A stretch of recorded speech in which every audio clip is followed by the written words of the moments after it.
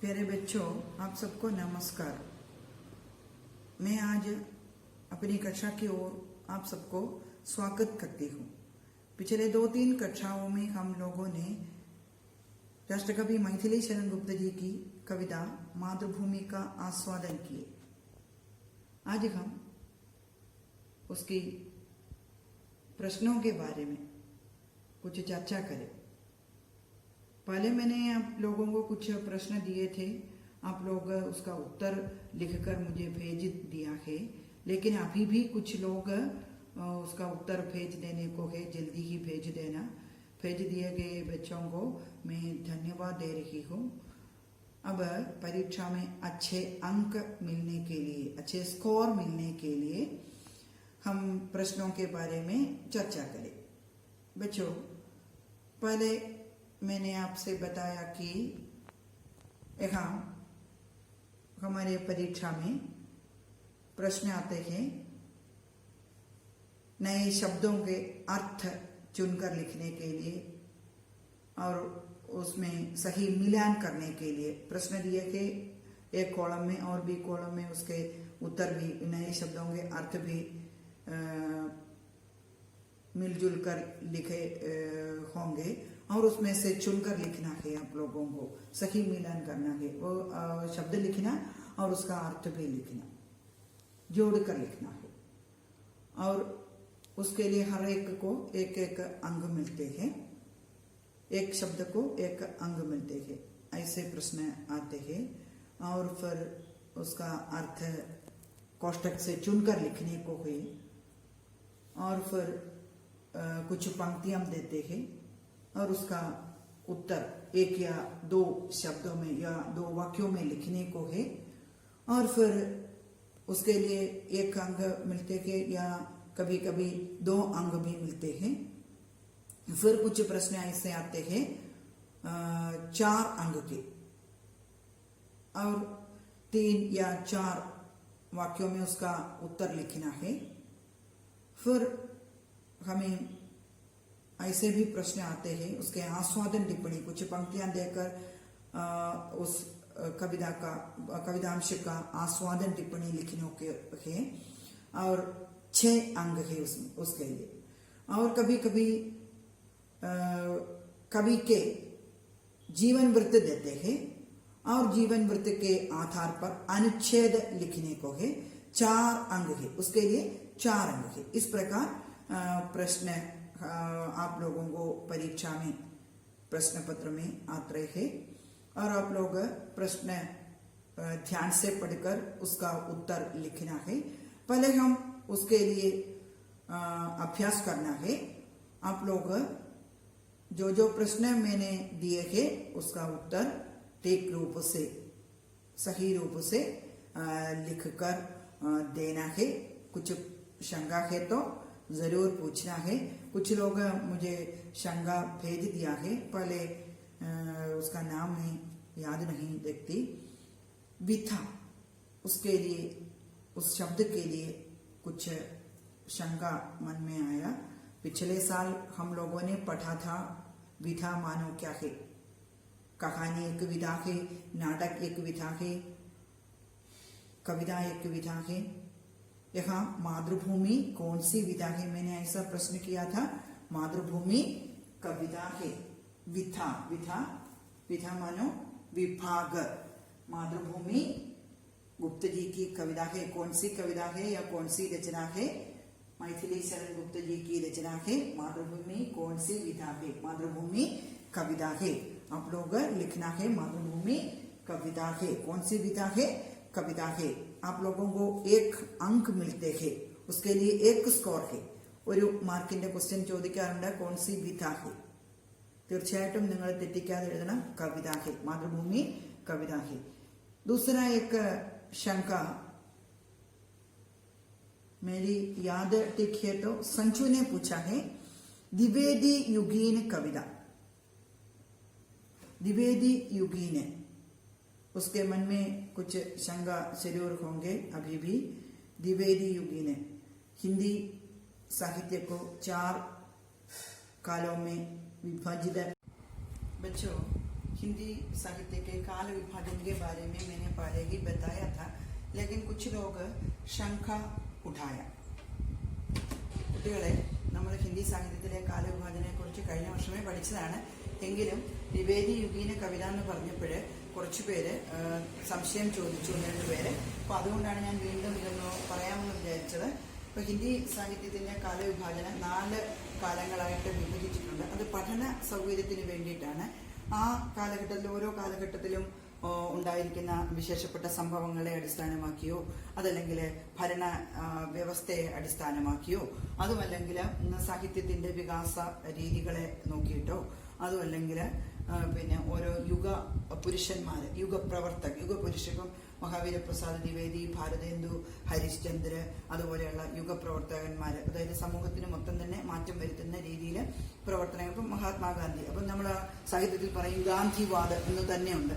അതുപോലെ നെഹ്റുവിന്റെ കാലഘട്ടം, അതുപോലെ പിന്നെ ശാസന വ്യവസ്ഥയിൽ പറയുകയാണെങ്കിൽ വിക്ടോറിയൻ ഏജ്, അതുപോലെ എലിസബത്തൻ ഏജ്, ഇങ്ങനെയൊക്കെ മറാഠ യുഗ, ഇങ്ങനെയൊക്കെയുള്ള കാലഘട്ടത്തെ കുറിച്ച് പറയാറുണ്ട്. അപ്പം ഇതെല്ലാം ഈ സാഹിത്യത്തിന്റെ വികാസ രീതികളെ കുറിച്ച് നമുക്ക് മനസ്സിലാക്കാൻ പഠന സൗകര്യത്തിന് വേണ്ടിയിട്ടാണ് ഇങ്ങനെയുള്ള കാലവിഭാജനം. ഇപ്പൊ ആദ്യകാലത്ത് വീരഗാഥാകാലം എന്നാണ് അറിയപ്പെടുന്നത്. അവിടെ ആ സമയത്ത് രാജാക്കന്മാരുടെ വീരകഥകളാണ് സാഹിത്യത്തിന്റെ വിഷയമായിരിക്കുന്നത്. ഭക്തികാലത്തിൽ ഞാൻ കഴിഞ്ഞ വർഷം പറഞ്ഞതാണ്, ഭക്തിക്കാണ് അവിടെ പ്രാധാന്യം നൽകിയിരിക്കുന്നത്. കബീർദാസ്, അതുപോലെ തന്നെ മലിക് മുഹമ്മദ് ജായസി, നിർഗുണ ഭക്തിധാര, സഗുണ ഭക്തിധാര, 2 വിഭാഗം ഭക്തികാലത്തിലുണ്ട്. നിർഗുണ ഭക്തിധാരയിൽ തന്നെ 2 വിഭാഗമുണ്ട്. അതായത് പ്രേമമാർഗി ശാഖ, ജ്ഞാനമാർഗി ശാഖ എന്ന് പറയുന്നത്. അതുപോലെ പിന്നെ സഗുണ ഭക്തി ശാഖയിലെ രാമഭക്തി ശാഖ, കൃഷ്ണഭക്തി ശാഖ.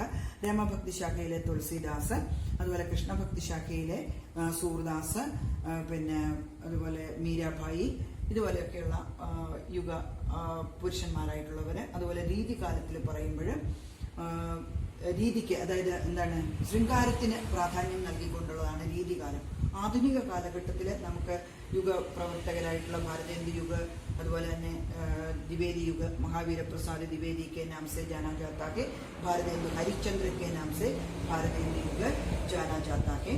അതുപോലെ സാഹിത്യത്തിലുണ്ടായ സ്പെഷ്യലായിട്ടുള്ള വിശേഷപ്പെട്ട വാദങ്ങളാണ് ഛായാവാദ്, സ്വച്ഛന്ദ റൊമാൻറ്റിക് കവിതകൾ. നമ്മൾ പഠിച്ചതാണ്.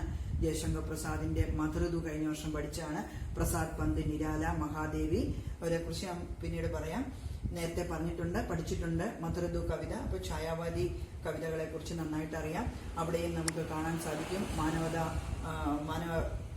മാനവീകരണ, അതുപോലെ കോരി കൽപ്പന, സ്വച്ഛന്ദ പ്രകൃതി ചിത്രം, ഇതെല്ലാം നമുക്ക് ഛായാവാദിൽ നമ്മൾ പഠിച്ചതാണ്.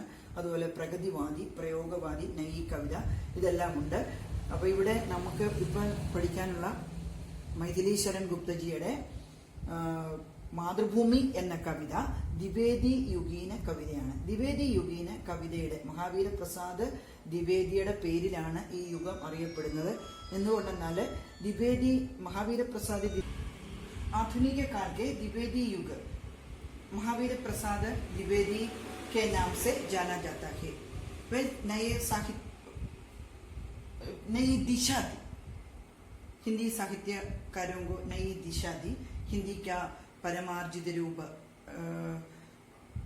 വളരെ ശ്രേഷ്ഠമായ ഭാഷയാക്കി മാറ്റുന്നതിൽ, ഹിന്ദിയെ മാറ്റുന്നതിൽ മഹാവീരപ്രസാദ് ദ്വിവേദിയുടെ സരസ്വതി പത്രിക വളരെയധികം പ്രാധാന്യം വഹിച്ചിട്ടുണ്ട്. അദ്ദേഹമായിരുന്നു അതിന്റെ സമ്പാദക്, എഡിറ്റർ മഹാവീരപ്രസാദ് ദ്വിവേദി ആയിരുന്നു.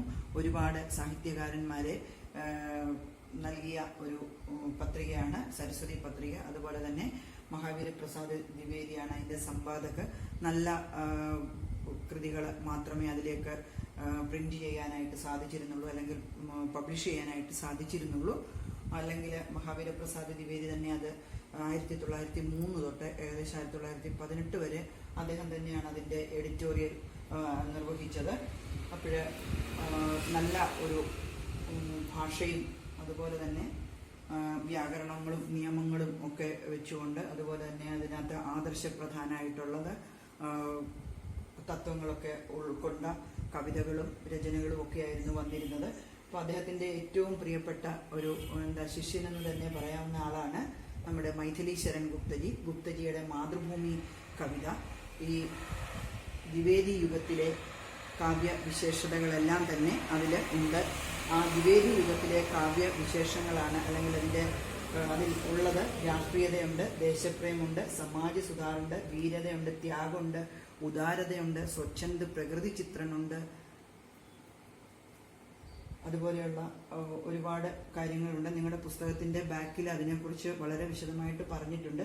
നമ്മളതെല്ലാം പഠിക്കണമെന്നില്ല. 2 3 രാഷ്ട്രീയത എന്ന് പറഞ്ഞാൽ ദേശീയത. അന്ന് 1850 ശേഷമുള്ള കാലഘട്ടം, 1947 നമുക്ക് സ്വാതന്ത്ര്യം ലഭിക്കുന്നത്. അതിനു മുമ്പ് സ്വാതന്ത്ര്യം നേടുക എന്നുള്ളതാണ് ദേശീയത കൊണ്ട് അർത്ഥമാക്കുന്നത്. ഒരു വിദേശ ശക്തിയെ നമ്മുടെ മണ്ണിൽ നിന്നും പുറത്താക്കുക എന്നുള്ളതാണ്. അപ്പോൾ അവിടെ ആ രാഷ്ട്രീയതയുണ്ട്. ആ കാലഘട്ടത്തിലെ കവിതകളിൽ ധാരാളമുണ്ട്. കവിതകളിൽ മാത്രമല്ല കഥകളിലും ഒക്കെ ഉണ്ട്. നമുക്കറിയാം യുഗപുരുഷന്മാരായിട്ടുള്ള പ്രേംചന്ദിന്റെ കഥകൾ, അതുപോലെ സാധാരണ ജനങ്ങളുടെ കഥകളാണ് പ്രേംചന്ദ് എഴുതിയിരിക്കുന്നത്. തൊഴിലാളികള്, കർഷകര്, അതുപോലെയുള്ള താഴേക്കിടയിലുള്ള ആൾക്കാരുടെ കഥകൾ സാഹിത്യത്തിലേക്ക് കൊണ്ടുവന്നു. അതുപോലെ ഈ കാലഘട്ടത്തിൽ അങ്ങനെയുള്ള കഥകളുണ്ട്. അപ്പോൾ രാഷ്ട്രീയത, ദേശപ്രേം, സമാജ സുധാര്, ഇതെല്ലാം ഈ കാലഘട്ടത്തിലെ, അതായത് ദ്വിവേദി യുഗീന കവിതയുടെ വിശേഷതയാണ്. നിങ്ങൾ ആസ്വാദന ടിപ്പണി, അതിനാണ് ഞാൻ ഉദ്ദേശിക്കുന്നത്. ആസ്വാദന ടിപ്പണി എഴുതുന്ന സമയത്ത്, ആസ്വാദനക്കുറിപ്പ് എഴുതുന്ന സമയത്ത് കവിയെക്കുറിച്ചും കാലഘട്ടത്തെക്കുറിച്ചും മനസ്സിലാക്കിയിരിക്കണം. അതിൽ നിന്ന് ആ കവിയെക്കുറിച്ചും പിന്നെ കാലഘട്ടത്തെക്കുറിച്ചും നമുക്ക് അതിലൊരു പരാമർശം ഉണ്ടായിരിക്കണം. അപ്പോൾ ആ സമയത്ത് നമുക്കിതിൽ നിന്ന് 2-3 എണ്ണം നിങ്ങൾക്ക് തീർച്ചയായിട്ടും എടുത്തുകൊണ്ട് അതിൻ്റെ വ്യാഖ്യാനം എഴുതി, അതുപോലെ നിങ്ങൾക്ക് അതിൽ നിന്ന് എന്താണ് പറഞ്ഞിരിക്കുന്നത് എന്നുള്ള കാര്യങ്ങളും പറഞ്ഞ് ആസ്വാദനക്കുറിപ്പ് തയ്യാറാക്കാനായിട്ട് ആവശ്യമുണ്ട്. അതുകൊണ്ട് ഞാൻ ഇത്രയും പറഞ്ഞു എന്നേ ഉള്ളൂ. നിങ്ങൾക്ക് ആധുനിക കാലഘട്ടത്തിലെ ദ്വിവേദി യുഗത്തിലെ കവിതയാണ് ഈ, അല്ലെങ്കിൽ ദ്വിവേദി യുഗീന കാവ്യധാരയിലെ കവിയാണ് മൈഥിലി ശരൺ ഗുപ്തജി. രാഷ്ട്രകവി എന്നാണ് അദ്ദേഹത്തിന് നൽകിയിരിക്കുന്നത്. അത് മഹാത്മാഗാന്ധിയാണ് അദ്ദേഹത്തെ രാഷ്ട്രകവി എന്ന പേര് വിളിക്കുന്നത്. അപ്പോൾ രാഷ്ട്രകവിയാണ്. രാഷ്ട്രീയതയും ദേശപ്രേമവും എല്ലാം അദ്ദേഹത്തിൻ്റെ കവിതകളിൽ ഓതപ്രോതാണ്. അപ്പോൾ അതുകൊണ്ട് നിങ്ങൾ പിന്നെ ആസ്വാദന ടിപ്പണി എഴുതുക. കാവ്യാംശം തന്നിരിക്കും, അതിൽ നിന്ന് ആസ്വാദന ടിപ്പണി എഴുതാൻ ഞാനൊരു മോഡൽ നിങ്ങൾക്ക് ഇട്ട് തരുന്നുണ്ട്. അപ്പോൾ ഇനി അതിൻ്റെ ക്വസ്റ്റ്യൻ ഉണ്ട്, അത് നിങ്ങൾ തീർച്ചയായിട്ടും എഴുതി വാട്സാപ്പ് ചെയ്യുക. ഇപ്പം നിങ്ങൾക്ക് ഒരുമാതിരി മനസ്സിലായി എന്ന് ഞാൻ വിചാരിക്കുന്നു. ഈ ദ്വിവേദി യുഗീന കവിതയെക്കുറിച്ച് കുറച്ച് പേര് സംശയം ചോദിച്ചത് കൊണ്ടാണ് അങ്ങനെ പറഞ്ഞത്. പുസ്തകത്തിൽ വിശദമായിട്ട് തന്നെ കൊടുത്തിട്ടുണ്ട്. അത് നിങ്ങൾ നന്നായി വായിക്കുക. ധന്യവാദം.